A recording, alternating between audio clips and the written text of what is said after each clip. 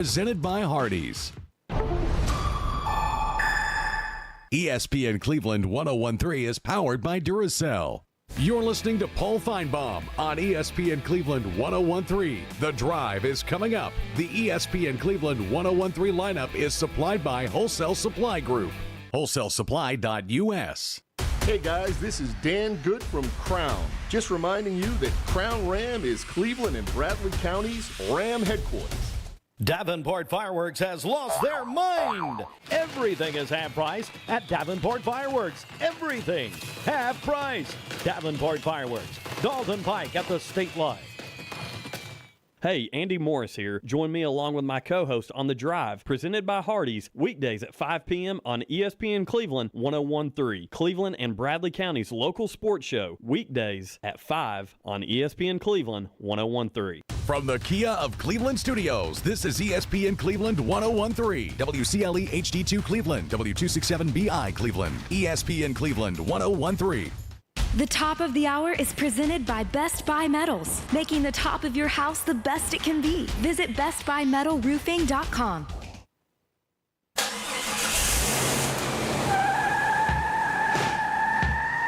It's time for The Drive on ESPN Cleveland 101.3, presented by Hardees. We will bring you nonstop sports news from the national and local scene and everything in between. So buckle up and join in on the conversation. It's The Drive. Don't take no style. Got a thirst for killing. Think about it. Welcome back to The Drive here on ESPN Cleveland on a beautiful Thursday. Let me tell you what, I was outside with the kids today, took them over to the park over there at Stewart Elementary School, let them play for a little bit. I walked some laps there, still trying to work this knee out, trying to get back on track. And just a perfect day to be outside. And but at the same time, I'm excited about tonight to get back inside, to get the TV on, watch some Atlanta Braves, watch some Indiana Fever. There's a lot going on. And listen, when you talk about Indiana basketball, you know, a lot of people, you know, NBA Finals going on, Indiana Pacers, but a lot of the attention is on the Indiana Fever right now, which we're going to hit on that on today's show. But again, Andy Morris here along with Jim Gum, Buckeye Jim, and Big Money Mason. Money. Are we going to start going? We need to go by nicknames on this show. If you call me Dad Gum. Dad Gum. Dad Gum. That's a good one. That was my late father's nickname, and I've kind of I like that. When I used to play softball, I played a lot of softball around here, and I they didn't even know. It's so funny. One time I was batting, and I heard some guys over there that I'm friends with. They said, "Come on, Dad Gum." I'm sitting there going, "That was my dad's nickname." They had no idea. You know who that makes me think of, though, when you say just hearing Dad Gum? I Bobby Bowden. Can't help but think of Bobby Bowden. I know. Yeah. Dad Gummit. Yep. Hall of Fame coach from Florida State. Boys will be boys. That's it. That's it. And listen, you know, I threw out Big Money Mason. We've got to call him Slim Money Mason now. He's lost so much weight. Trying to, man. Doing a good job with that. Yeah. Well, he got the tan working, the slender body, man. Vacation has kind of slowed me down a little bit. I need to get back. But hey, before I pulled in here, I had a Cobb salad from Chick-fil-A. So. Did you really? Yes. No kidding. Lunch? Yeah. Cobb salad, Chick-fil-A. Yeah, it was so good. So shameless plug there for Chick-fil-A. They're not a sponsor, but they need to be. We need to get them on board. I had tomato soup. What was that? What does that make me? Can't go wrong with a good tomato soup. You know, it was, you know how sometimes you just get craving something, you know. And I mean, I could have had a hamburger, I could have had anything, and I was like, "What, tomato soup just sounds really good." So hey, throw a good grilled cheese on with that. Yeah, that's a perfect combination, man. You know who's craving something? A Mets for a win. Listen, they are on a slide. Let me tell you what, the New York Mets. Hey, what about our boy Frank the Tank over at Barstool? Just absolutely losing his mind again, man. Yeah, it's all over the internet, and you know, New York fans are very, very passionate. But like, I don't know that I get more enjoyment out of videos than watching them like freak out after some losses. There's only one guy that can save them. Who is it? Grimace. Oh, man. That's when they went on that run last year when they had Grimace at the stadium and kind of lit things up. But yeah, listen, got to talk about Chris Elf. We're talking Atlanta Braves because what an outing last night by him. Almost a complete game. Would have been his first complete game since 2019. Got the first two outs of the ninth. He was at 116 pitches when I believe it was Nemo got a blue pit, and as soon as Snit stepped out of the dugout, that place erupted in boos. They should. I'm sorry. That's the first thing I text Andy was like, I cannot believe the dude literally just dove. Like, you don't see pitchers do that anymore. No. Like, in the ninth inning, it meant so much to him. He dove out there, made a highlight play, hit that ball. Yeah. And then a blooper is why we're going to pull him off the mound with one out. He could throw one more pitch. And again, Braves are not taking any chances. They played the matchup. They could have brought in Dylan Lee. They went with the matchup, brought in Raciel Iglesias, who did his job, did a great job. I'm glad to see Raciel having success. But just like you're saying, Jacob, easily one more pitch induces a ground ball and the game's over. Yeah, I'll be honest. I'm surprised that he didn't put more of a fight there. Like I would have almost like pointed out at the dugout, stay in there. Well, they even said on the game broadcast that they think they could tell that even Chris was like, okay, yeah, that's it. Like I'm at my limit. I'm at my point now where I'm starting to not feel as good, because he gave a look into the dugout, the out before at Snit, like, you better not come out here after he made that phenomenal diving play. If you didn't see it, Chris L. Off the mound, going towards first base, dives, makes a great stop, pops up on his knees, throws it over to first to Matt Olson to record the out. That was his second out of the ninth inning. And, man, that place erupted. And listen, that's why he won a Cy Young last year, because not only is he effective off the mound, but like defensively, he's the total package. When you want a pitcher, he's going to go make plays. He's going to step up when he needs to save his bullpen, which, what a great series. Talking about it, playing a first-place team, you're saving your bullpen this whole series. You've done a great job between Schwellenbach and Sell last night, and hopefully Strider tonight as well. Can go deep in the game. But, man, I tell you what, it's a good time to be a Braves fan after, not long ago we were all wondering, like, are we about to blow this thing up? Well, we've made mention multiple times here how important it is for the Braves to end the first half of the season prior to the All-Star break hot, because you've got to get that mindset in you about getting within – I guess if they get within 8 games, maybe 7 games by the All-Star break, they've got to feel pretty good about themselves. But it's so important for them to get that sweep tonight.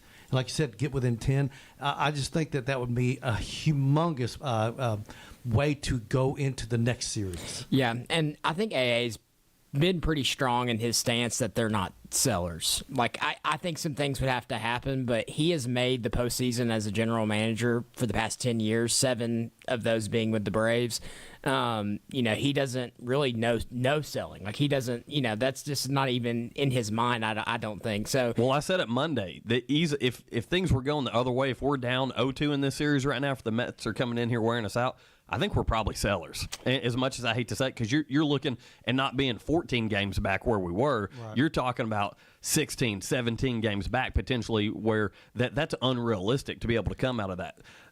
Looking at things now, we're currently 11 games back. We win the game tonight, we're 10 back. That you're heavily in the mix, not only for the division still, because all it takes is the Mets to continue metting and the Braves to continue winning series. Even if you're not getting sweeps, hope we get it tonight. We need a sweep. We need a good sweep of the first place Mets to help us out. But if you continue to win series, you're easily right back in the mix. For sure, the wild card. So I think you're right, Jacob. I think the Braves are going to look to add to this team to continue to find ways to make this year's team better for the postseason. Starting pitching has came around. That's not much of a need. But bullpen, you need a good, solid, long guy there in the middle of the bullpen. You need some help at the back end of the bullpen. 2 arms is what I'd like to see addressed. Yeah, I used to be on the train of wanting a shortstop of some kind that helps you offensively. But every time I watch him play, like that did you see the play he had diving? You're talking about Nick Allen, right? Yeah. Did you see the play he had diving to the right? Like he makes all these really, really hard throws just look very simple. He bounced it there, but it was on target, perfect. Quick release, too. Yeah, dude, he acts like it's a hot potato in his hand. Like, as soon as it's out in his glove, it's out of the oven and gone. We talk about the division, and you said they can get within 10 games if they win tonight. To me, the most important standings right now are the wild card standings. The Braves are 5.5 games out of the wild card. That's very realistic. I mean, you've got multiple teams ahead of you, but here are the teams that the Braves are behind currently. The Arizona Diamondbacks, which are a pretty good team. The Cincinnati Reds, we all know that they're all about. St. Louis and Milwaukee. You've got teams that are ahead of you, but they're beatable. They're not just big-time teams that you really fear. So really and truly, the 5.5 games out of the wild card, that's what everyone needs to be aware of right now. Yes. And listen, you named the Arizona Diamondbacks. They're a good team. They're not bad. They're really not. But the issue with them is the division they're in. They're about to play a lot of baseball against the Dodgers, Giants, and Padres. Yeah, absolutely. They've got a lot of division baseball ahead of them, and they're going to take their lumps. They're going to be a team in that mix that drops off. And you've got Milwaukee, St. Louis, and Cincinnati. They're all going to be beating each other up. Yes. So really, the Braves don't have any division teams ahead of them other than Philadelphia. But that's okay. Philadelphia is the number 1 wild card team as we currently sit here. So if you can just look at the teams ahead of you, and you got to feel good about your odds, but they've got to continue to play good baseball. Well, and then on top of that, like, we talked about addressing some needs, like Profar's coming back. And so, it's not postseason eligible, but that's going to be a huge in-season addition. Yeah, it's going to be helpful for us to try to get some of those games back. From what I've heard, they're planning on putting him in the 2-hole. If he could just be a fraction of what he was last year for, his team, like I think that's a great addition. I'm sorry though, don't take away from our guy Verdugo. I love the baseball he's played since he's been in Atlanta. So I hope Profar has a short leash, excuse me. Considering everything that's happened with him this year, you've got a guy in Verdugo who was a spark at the right time.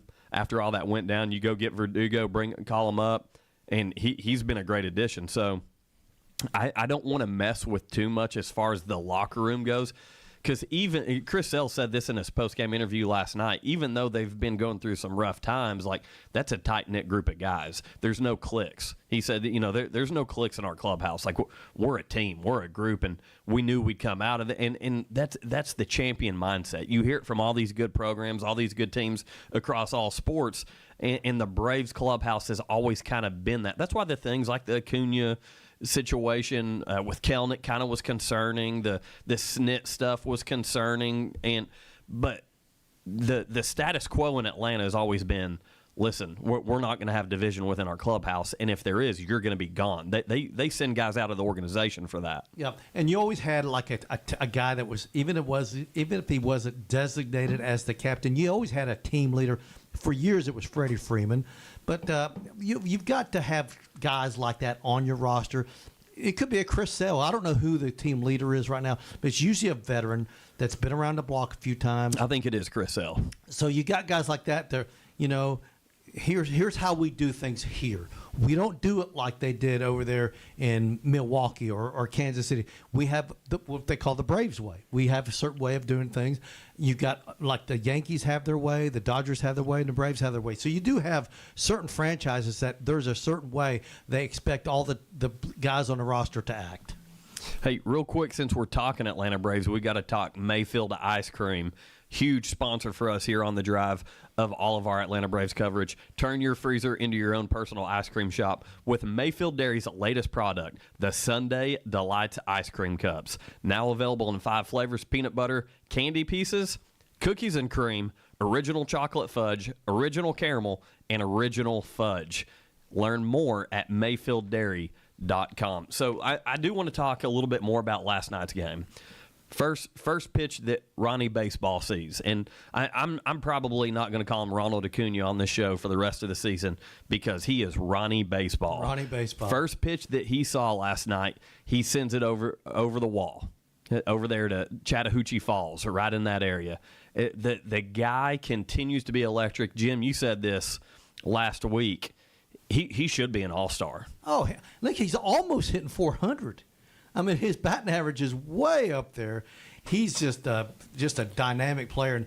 And there is no way in the world, if I'm pitching against Ronald Acuna, that I'm throwing him a first pitch strike. I was literally just sitting here thinking that. Like, I can't believe teams are still doing it. He's done this. How many times has he done this? I know, like he is especially like a fastball up He's in the sitting zone. on it, man. He is like that ball that was thrown to him last night was right up in the zone, right where he loves to swing. And dude, he doesn't take. No, and really a hitter's mindset. You look at the best hitters in the world, and really they're all in the MLB. What I'm trying to say though is hitters are every time I'm thinking I'm hitting this ball, I'm hitting this ball, I'm hitting this ball, and they have to do everything in their power to stop that bat from going. Ronald Acuna is trying to pull the trigger every single pitch. If you give him something in the zone, he's sending it back right at you and towards the stands. I mean, I get a pitcher's always trying to get ahead, but with Ronald Acuna, you're like, I'm throwing this ball. It will not be a strike, and I hope he goes fishing for it.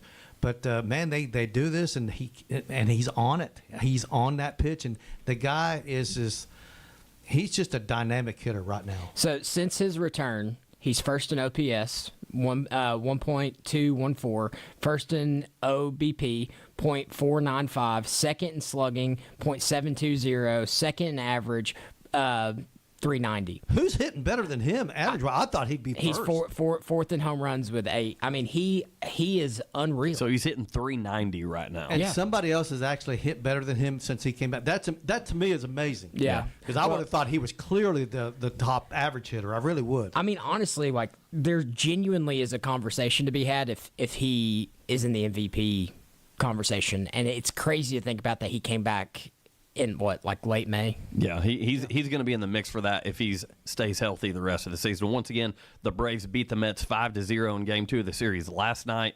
Chris Cy Young Sale went 8 2/3 innings, 5 hits, no runs, 1 walk, 7 strikeouts, and he was absolutely jacked up going into the 9th inning there. A big game from him, 116 pitches, just missed a complete game. Struck out Pete Alonso for that second out in the 9th inning, and then a little bloop hit by Brandon Nimmo ran him off for the rest of the game. But as we mentioned, Raciel Iglesias, great job coming in to seal the victory. Some other highlights, Nick Allen's defense, we talked about that. It was elite last night. Ozzie Albies had a triple and a double. Matt Olson had a big home run to right field to give us that 5-0 lead to tack on another one there. So all around a great night. Defensively, Verdugo, the sliding catch in left field. A lot of highlights from last night's game. But tonight, Braves looking to sweep the Mets in the final game of the series. First pitch at 7:15. Spencer Strider back on the mound. Got his first win of the season in his last start. He's 1-5 with a 4.35 ERA. Taking on Clay Holmes, who's been pretty solid for the Mets this year. He's 7-3 with a 2.87 ERA. You'll be able to catch that game on Mix 104.1 and on ESPN Cleveland tonight. We'll have the NBA Finals. So once again, all our Braves coverage game tonight on Mix 104.1. Presented by Mountain View Nissan of Cleveland. With that, we're going to take a quick break. When we come back, we've got another guest today, Rich Bonzingo, correct? Yep. Rich Bonzingo, the president of the Chattanooga Lookouts. We're going to talk to him, and we're going to see what's going on with that new ballpark they got going up on the south side of Chattanooga. The Drive will be back after a quick timeout. Stay tuned for more nonstop sports talk on The Drive, presented by Hardees.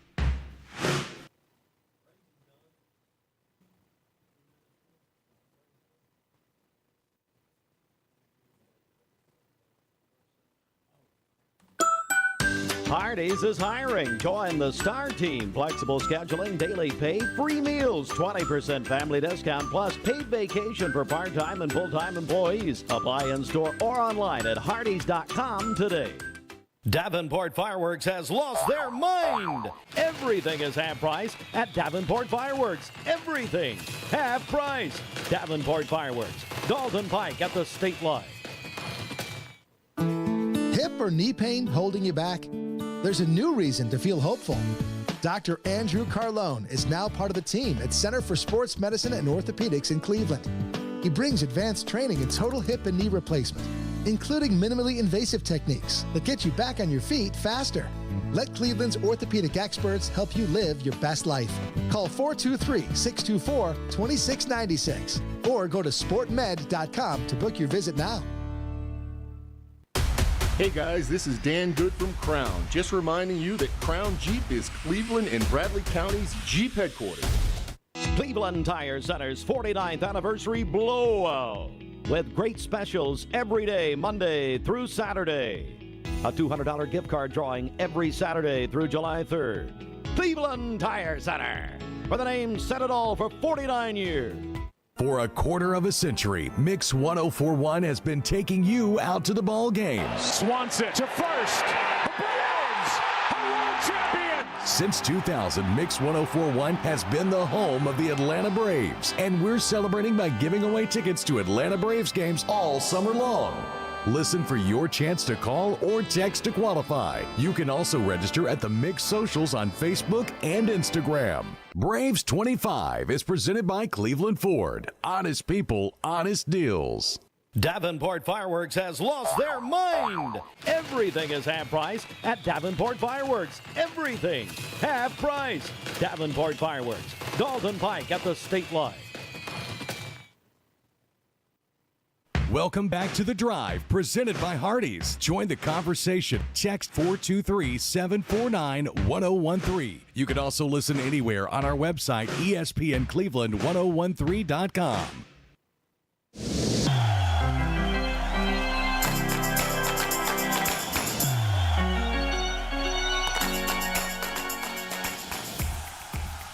You're listening to ESPN in Cleveland. Hope everyone out there is having a good Thursday.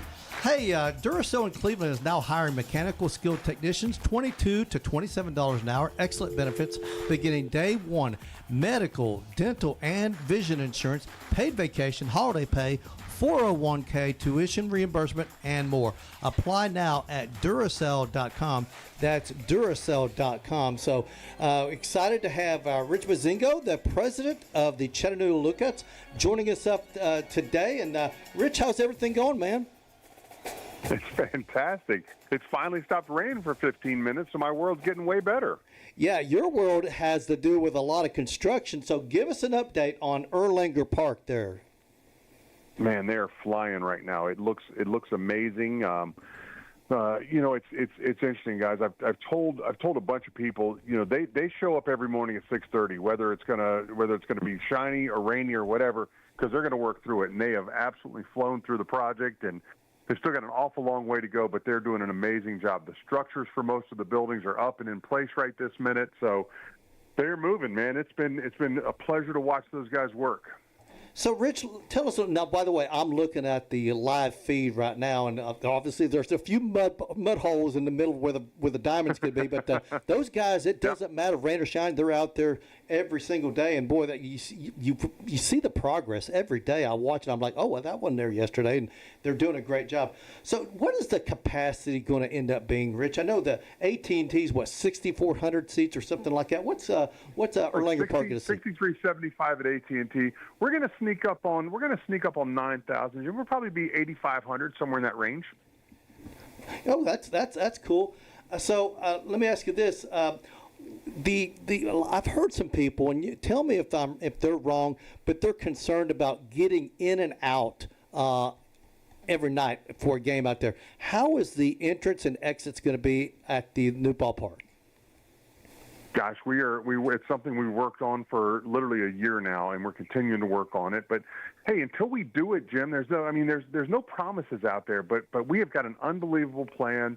There's 1, 2, 3 different sites. There are 3 different roads that come into the ballpark itself. Our parking lots are spread out in 4 different spots. So, we've got police officers that we'll have involved. We have parking people that we'll have involved, and the fact is, not everyone shows up at the same time, and the fact is, in the new ballpark, not everyone's going to leave at the same time. So we've got a great plan in place, but it's hard for me to go out there and just say, oh, it's going to be a piece of cake, because the fact is, we're going to have 8,500 people leaving from the same spot. So we're going to do our very best, and like I said, we've been working for a long time to make sure we've got a great plan in place.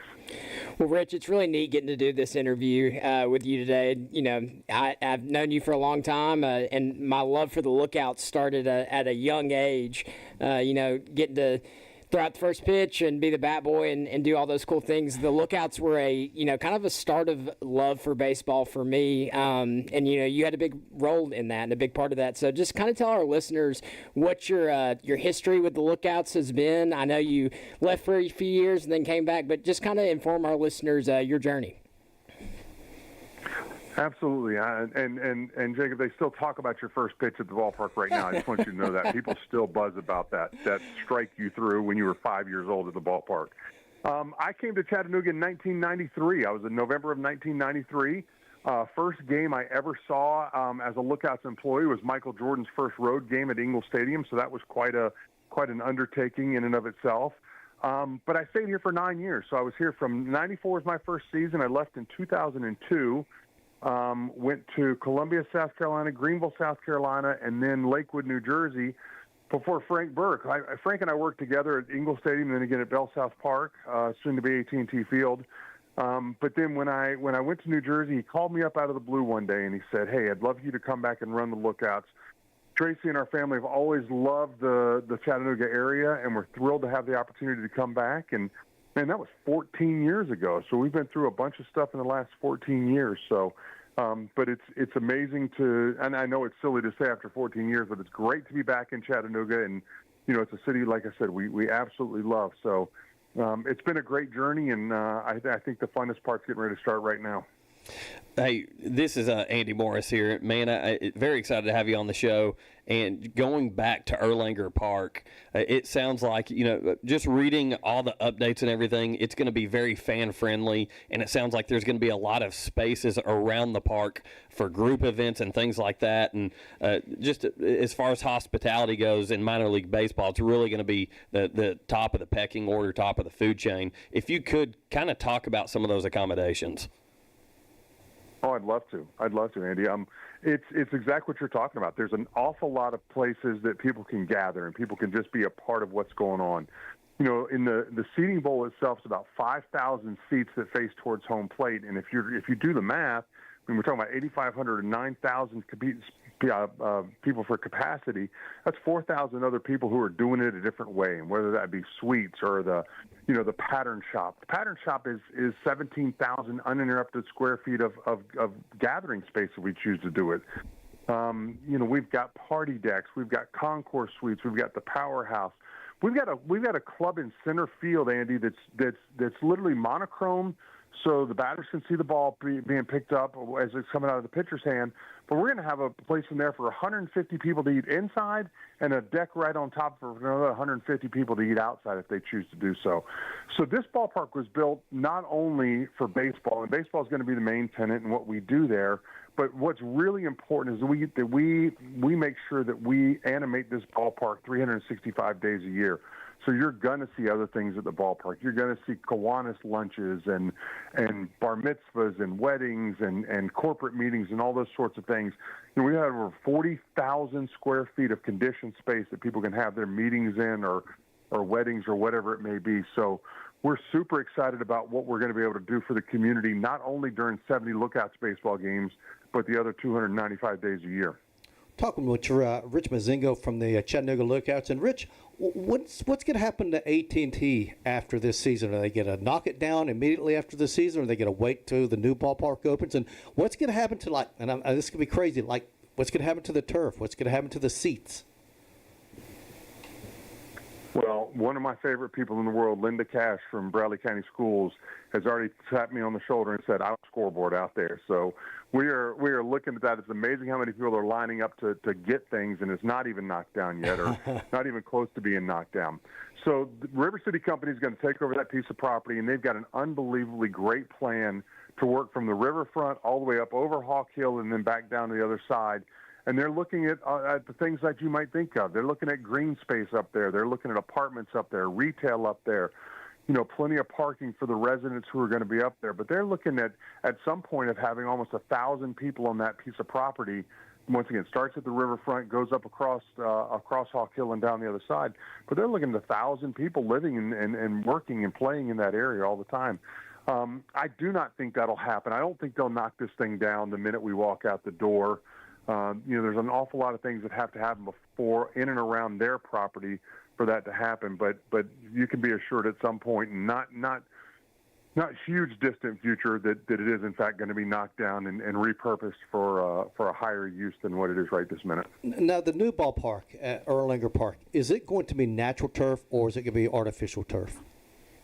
There's only one way to play baseball, isn't there? It's natural turf. That's the only thing you can do. I hear stuff. I hear stuff, so I got to get it out there because I'm like, I don't know. I haven't heard, but it's natural turf.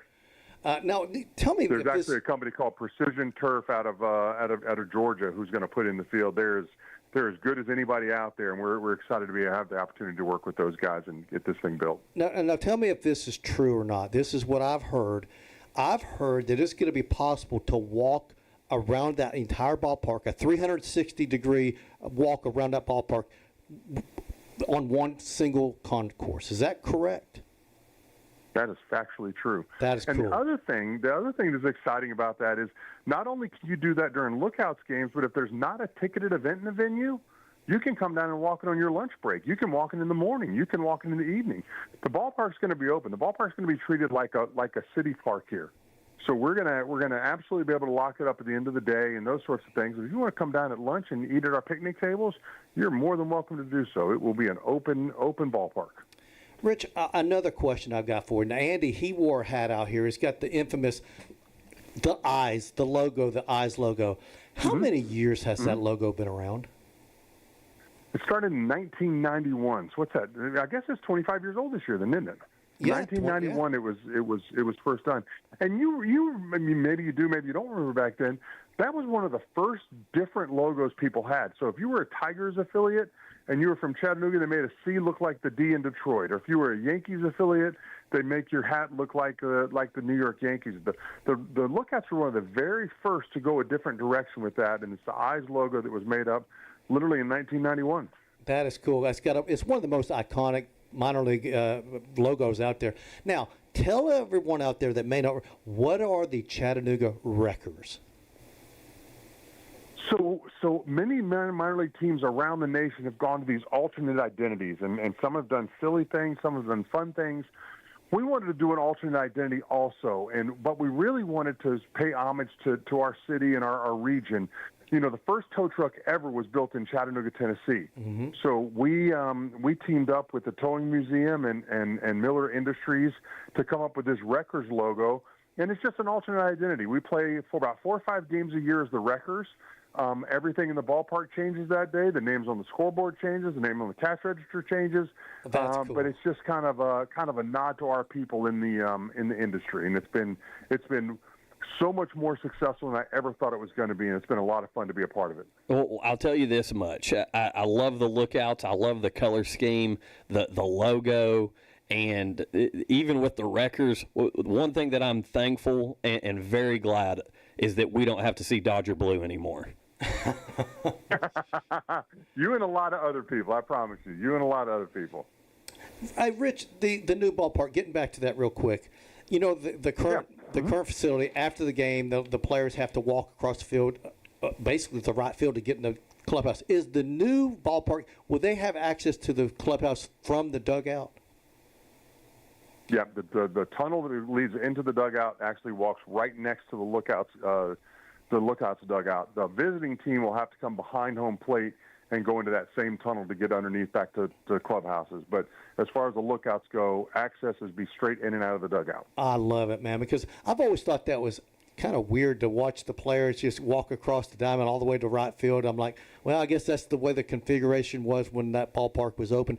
I would have never, if you had told me, and I was at the very first game when then it was Bell South, when it opened up, if you'd have told me that it would close and it would probably be knocked down before Ingle Stadium, I'd have told you there's no chance in the world this ballpark's going to be here. I really thought the AT&T would be here for 50 years, but I think this is a great decision to get to a nicer ballpark. And listen, we all know this, Rich. Had this not happened, the Chattanooga Lookouts would probably not be in Chattanooga. Is that correct? Well, I think you're 100% correct. You're 100% correct. If this wouldn't have happened, because the fact is, there's no place to go where we are. There's no Major League Baseball took over about 4 years ago. They got rid of 42 teams throughout the United States of America, and they said that, we have to have bigger clubhouses, bigger locker rooms, bigger kitchen areas, bigger bullpens, bigger batting cages. And the fact is, we don't have the square footage to do that. We could not do what they needed us to do. So we were going to have to do something, and Erlanger Park is a great example of the city and the county and public-private enterprise coming together to make something like this happen. Hey, right back to your walk back to the clubhouses at the end of the game at AT&T Field. What's really awkward, Jim, is when they have a player get ejected. Yes. And then that player's got to walk all the way across the field. Walk of shame there. Walk of shame. And I think Sunday we had 5 ejected in that game. So that's a long game. That's awesome. Tell us a little bit about this roster that's going on with this the Lookouts. They're having a pretty decent year, and they've got some really talented players on the roster right now. They have some crazy talented players. I think we've got 4 of the top 5 prospects on the team right this minute. You've got Arroyo at shortstop. You've got Sal at third base, and we just picked up Cam Collier the other day. All 3 of them top 5 prospects in the Reds organization. Chase Burns just left not the organization, but just left the Lookouts a week ago or 2 weeks ago, and he was just a lights-out pitcher. Yep. It's a fun ball club right now. We have one road trip left, and we're a half game out of first place right this minute, so it's going to go right down to the wire. It's been a lot of fun. Yeah, it would be nice to see some postseason play the last year at AT&T. Hey, what's the best way to purchase tickets, Rich? The only way to purchase tickets, as far as I'm concerned, lookouts.com. Exactly. There's a lot of other sites out there, and people will tell you different things and try to sell you tickets for different reasons. The best price tickets, and I don't say this, I cross my heart, I don't say it because I need you to do, we're going to get the money one way or another, I promise. But lookouts.com, you can always guarantee you're going to get a real ticket. You're going to get the lowest price ticket. You can go in and pick your individual seats. It's an easy way to do it. So lookouts.com is the best way to do it. Well, we're all going to be out there. The radio station's coming down there on the 8th of July, so we're looking forward to it, man. Oh, that's going to be fantastic. I'm looking forward to seeing you guys in person. It'll be a fun night. Rich, before we let you go, there's been a lot of iconic moments, in the Lookout Stadium. You talked about the Jordan night. King Griffey Jr. has been there. Lots of fun nights. What's your favorite night? What's your favorite game as a part of the Lookout staff? Gosh, we were in the playoffs. I guess it was either 15 or 17. I don't remember which one it was. But we were literally down. There's 2 outs in the bottom of the 9th inning. Jonathan Rodriguez at bat, and he hits one that might still be moving today. He crushed the ball, walk-off homer to win the Southern League Championship. And yeah. I don't think no matter what happens, that's probably going to be the one that's going to stay at the top of my list for a long time. Well, listen, Cleveland is part of Lookouts territory, no doubt about it. We love the Lookouts up here. And you guys also employ a local legend, Sydney Hooper, down there with the Chattanooga Lookouts. A rock star. I mean, just a rock star in her own right. It was so fun the other day. She puts together every year for us World Softball Day. We had 1,500 young people out there they're representing their softball teams. An unbelievable night at the ballpark. But I got to tell you, and I'll tell you a super quick story. We were in the concourse. Gosh, I guess it was 5 weeks ago. And Sydney, you could see her pacing around, and she's in and out of her office. And I said, "What's going on?" And she's actually watching Walker Valley win the state championship. Oh, I love it. She was a Walker Valley alum, and it brought her to tears. I mean, what kids are doing in schools these days, and what they're doing with their sports teams and that kind of stuff stays with them their entire lives. And it was so fun to get to share that little piece of time with Sydney Hooper and to watch her and the excitement that she had for her alma mater winning the state championship for the first time ever. Love it. Rich, thanks. We really appreciate you coming on with us, man. Man, I enjoyed it very, very much. I hope we do it again. We will. Absolutely. All right. Rich Mazingo from the Chattanooga Y'all Lookouts. take care. Have a great evening. You too, buddy. Thanks. Yeah, so appreciate Rich coming on with us, man. And that stadium, I've got the live feed up right now. I keep watching. These guys are just trucking through that mud. Y'all see, it's amazing how quickly they've been able. when you talk about any type of construction, the first thing you think of is concrete and iron.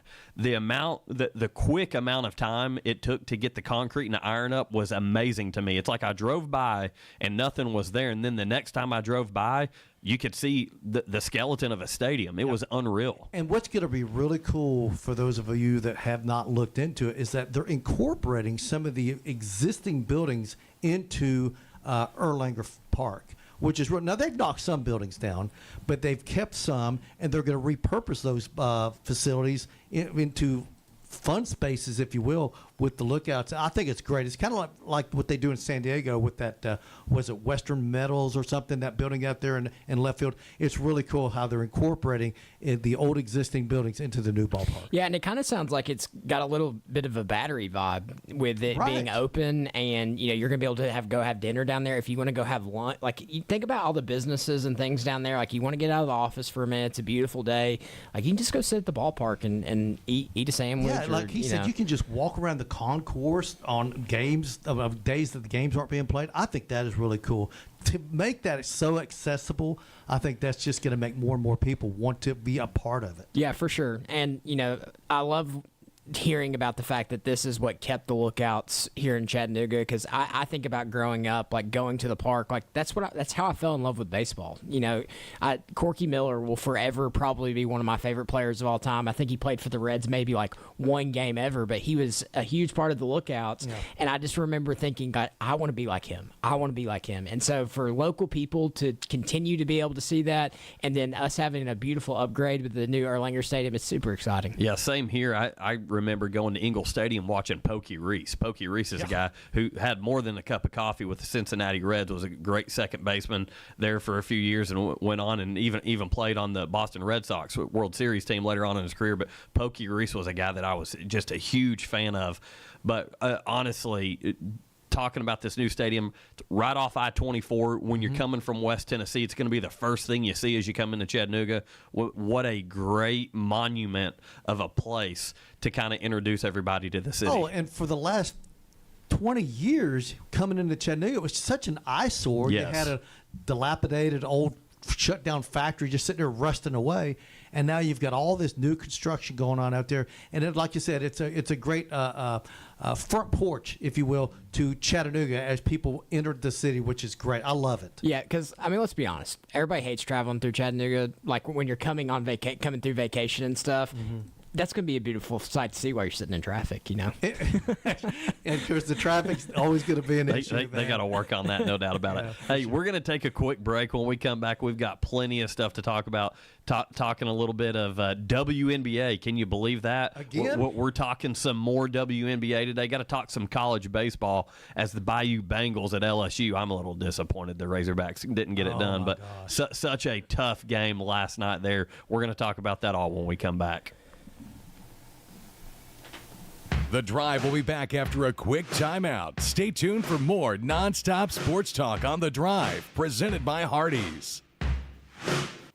Davenport Fireworks has lost their mind. Everything is half price at Davenport Fireworks. Everything half price. Davenport Fireworks, Dalton Pike at the state line. You're listening to Amber and Ian on ESPN Cleveland 101.3. Game night is coming up. The ESPN Cleveland 101.3 lineup is supplied by Wholesale Supply Group. WholesaleSupply.us.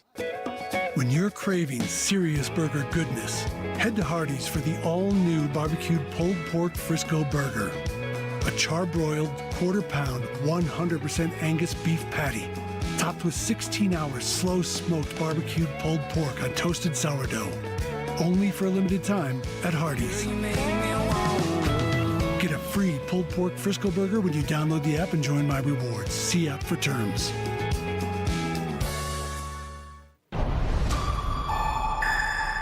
ESPN Cleveland 101.3 is powered by Duracell. Not all composite decking is the same. Enjoy life's beautiful moments on an equally beautiful composite deck. Envision's products feature deep, non-repeating grains and distinct colors throughout each pour, offering a truly unique appearance unlike anything else on the market. Learn more and find inspiration for your project at Cleveland Plywood. Cleveland Plywood Company. 2700 20th Street Northeast in Cleveland. Mix 1041 and Honda of Cleveland are teaming up to give one deserving teacher in our local area the chance to win a 2025 Honda Civic LX. Nominate your favorite teacher at mymix1041.com or on the Mix 1041 app. Checking the Cash is your one-stop money shop and has been helping customers with cash solutions since 1993. If you're short on cash and need a little help to overcome a financial hurdle, we're here for you. Our Chattanooga area stores, including Cleveland and Athens, offer payday loans and flex line of credit options. We understand that doing the research for these loans can be overwhelming. That's why we strive to make the application process simple and convenient. We also provide quick in-store services like check cashing, money orders, wire transfers, and even gift card buyback. Want to learn more about your options? Visit our website at checkanddocash.com. Our lending decisions are made quickly, and if approved, you can have cash in hand. Take the first step toward a bright financial future. We're here to help. Not all consumers will qualify. Eligibility, rates, terms, and conditions apply. Rates, restrictions, and fees apply to store services. Please call or visit your local store for details. Davenport Fireworks has lost their mind. Everything is half price at Davenport Fireworks. Everything half price. Davenport Fireworks, Dalton Pike at the state line. Welcome back to The Drive, presented by Hardees. Join the conversation. Text 423-749-1013. You can also listen anywhere on our website, ESPNCleveland1013.com.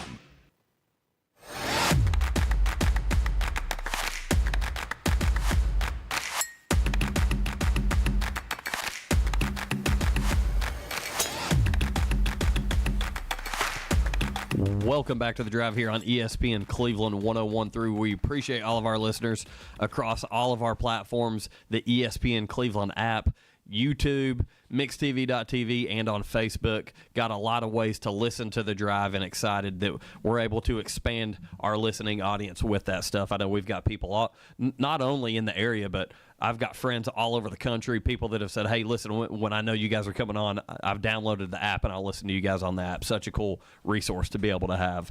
But, hey, got some breaking news out of the Atlanta Braves camp. Didier Fuentes, a prospect who just turned 20 years old, is slated to be called up to start for the Braves on Friday in Miami. So what that's going to do is give another day of rest to the Braves starters calling him up. He's going to be the third youngest starting pitcher for the Atlanta Braves ever at 20 years old. And, Jim, you might remember this one, the absolute youngest.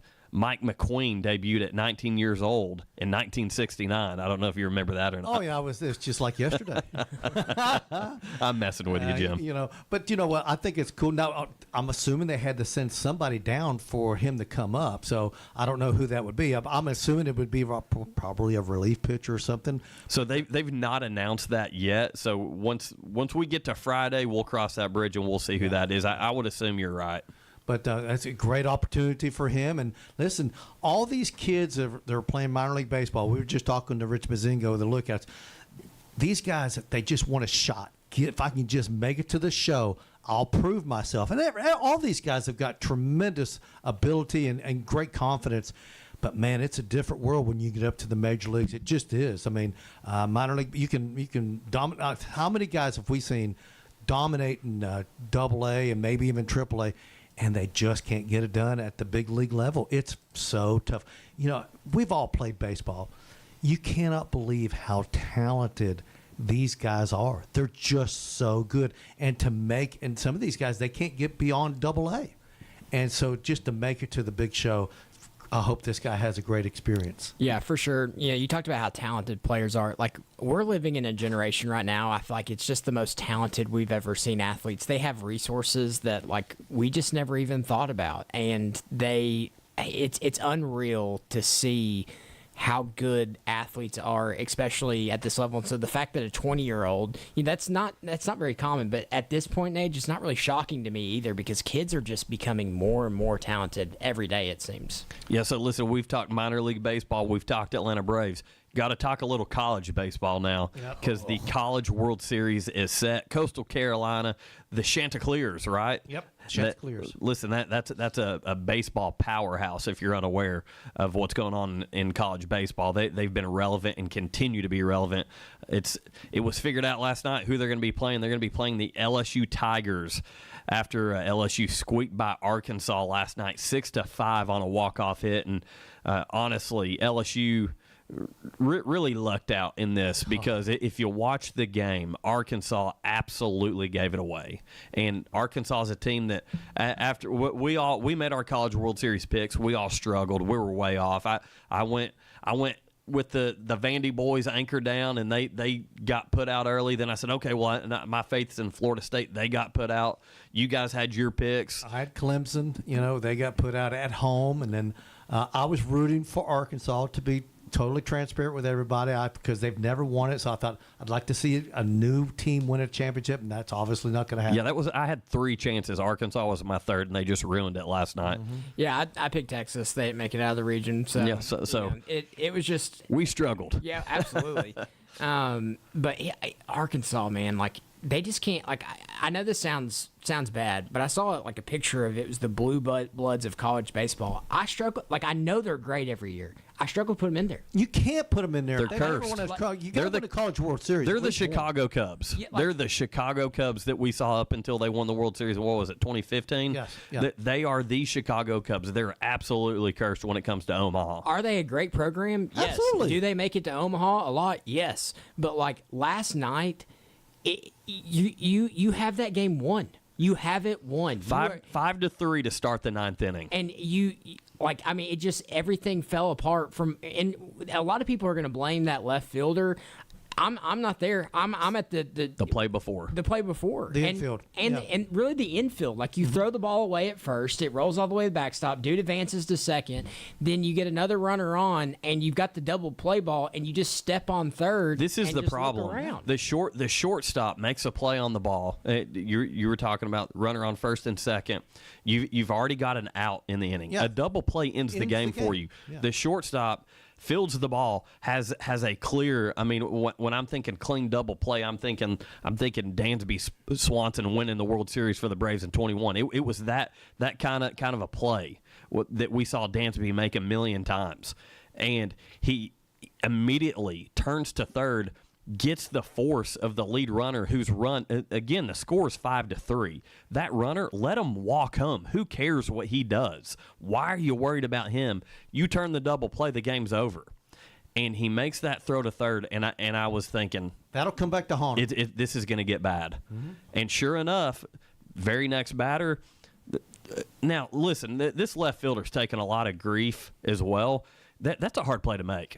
And he slid on his first step. He got stumbling. Anyone that's ever played the outfield knows you got to play on your toes. Mm-hmm. You got to keep the vision still.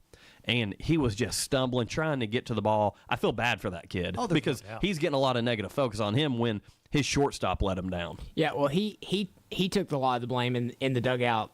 Like as soon as the game was over, he was devastated. He felt it then and there, and the coach wrapped him up and said, "This is not your fault." And that's a team loss. It's a team. It was a total mental breakdown when you needed 2 outs, you had a 2-run lead, and the team couldn't figure it out to win it. And LSU has been there, done that. I think they're seeking their 8th. Yeah, they're seeking their 8th. And it's hard when you have been so close all these years to not get in your own head, and it just kind of seemed like those little decisions that were made piled up and then ended up, really costing them. I kind of equate Arkansas baseball to Gonzaga basketball and to Boise State football. Very good regular season. They have good records each and every year. You've got to win a national championship. You have to. I can't put Gonzaga with a blue blood in basketball. I cannot put Boise State as a blue blood in football. You got to win a national championship. You got to. Yeah, that's the first thing when that popped up on X, and I saw that, and it said "Blue Bloods of college baseball," their logo was like dead front and center, and I just thought to myself, like, I can't put you there until you it's the same with Florida State. I wouldn't even put Tennessee as a blue blood. They have won a national championship. The only difference that I have on what you're saying, Jim, with that is that Arkansas has been like a premier team in the biggest, currently the biggest baseball conference in the country. They are, for sure. They've been a premier team, and Boise State, they don't play a tough schedule. No, but I'm just talking about regular season hype and getting ranked highly, but you got to win it all. Yeah, and that's the thing with Arkansas.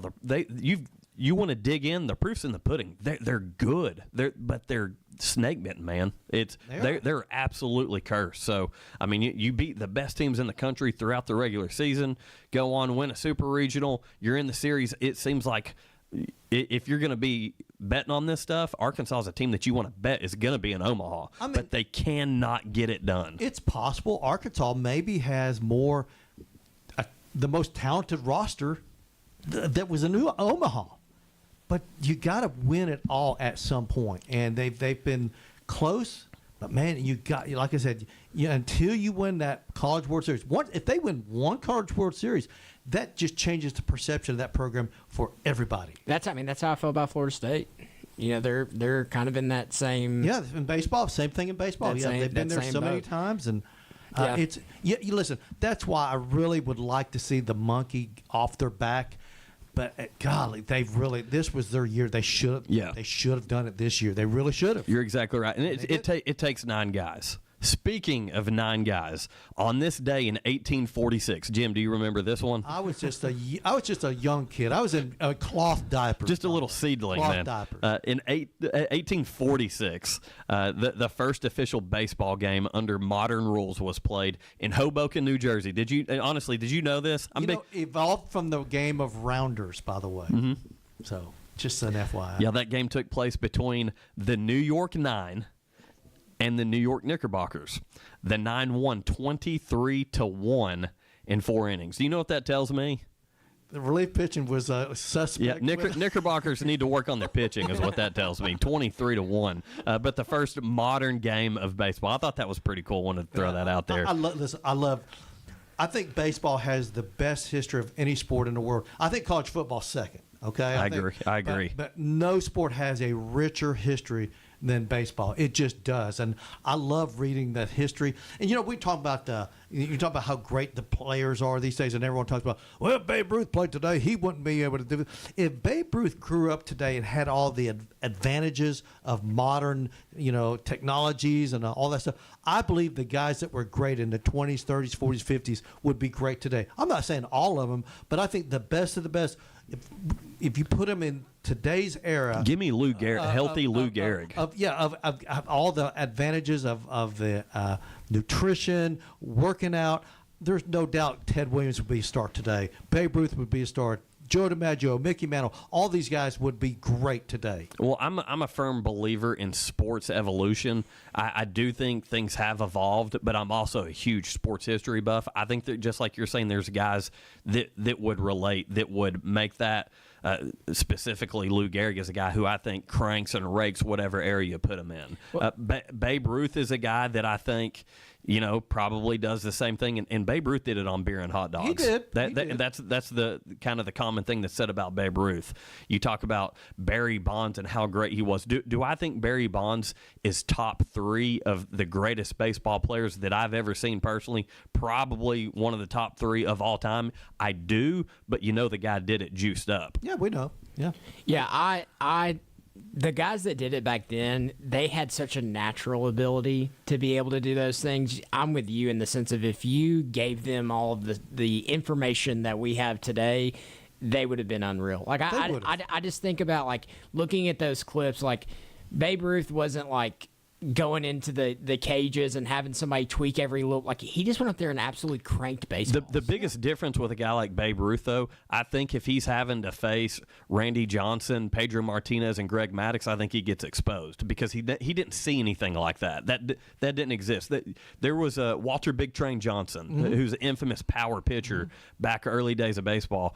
They did a test. They didn't have radar. They couldn't figure out how hard he was throwing, and they did a test and they determined that he was pitching about like 90, 92 miles an hour, and they thought that was insane. When you've got high school kids and college kids today touching 100. Right. Yeah. So the evolution of sport is real, but when it comes to exposing those all-time athletes to that, I'm with Jim. They make the adjustment, and they're successful. Well, the athletes today are bigger, stronger, faster. They just are. The human beings are bigger, stronger, faster human beings. And, Lord, what will it be 50 years from now? Will we see guys throwing 110? A lot more injuries. Maybe 110 miles an hour at some point. I know. I watched a video of MLB kind of playing with, like, padded hats for pitchers. Because, like, genuinely think about, like, people are just getting better and stronger. The ball is coming off the bat at over 100 miles an hour. They've tried to create these hats that have like an inner dome within them, but nobody wears them because they said after 100 miles an hour off the bat, it's not really effective. So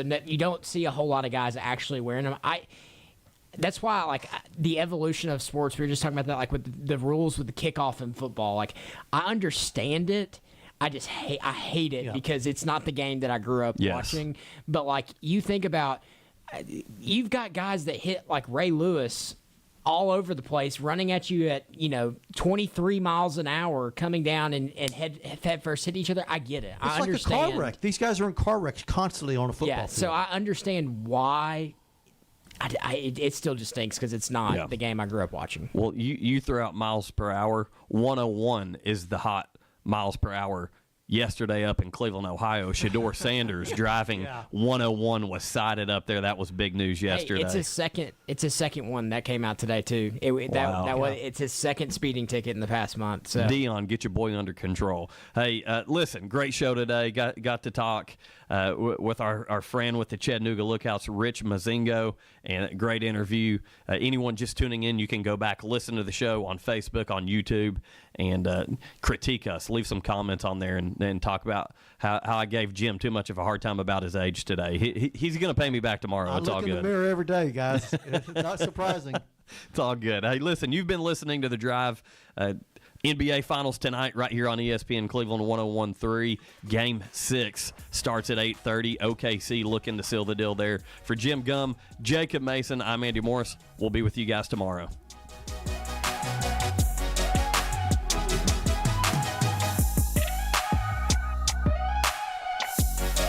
It's time for a Don Ledford of Cleveland traffic update on ESPN Cleveland 101.3. Don Ledford Chevrolet Buick GMC, located on North Lee Highway in Cleveland. Or visit donledford.com for details. Don Ledford, where we say yes. It's on-time traffic with Commander Chuck.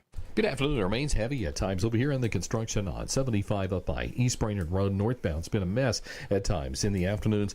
So far, it's moving right now. 27 up through Saudi Daisy. However, there's been radar up there around Saudi Lake earlier. 75 is also crowded northbound, headed on up over White Oak Mountain towards Cleveland. Wheeling Family Chiropractic, that's where I go. If you have lower back pain, call 499-0102. Wheeling Family Chiropractic off Shallowford Road. I'm Commander Chuck with your on-time traffic. From the Alon Planning Partners Weather Center, here's your forecast on ESPN Cleveland 101.3. Visit them online at alonplanning.com or give them a call at 423-315-1441. We are going to have widespread showers and storms into the early afternoon as a cold front moves in from the west. There will be a low wind potential for severe storms, with the main concern being damaging wind gusts. We could also have some localized flooding. This evening, things start to dry out, and of course, temperatures will be in the 80s. And then tonight, clearing skies with over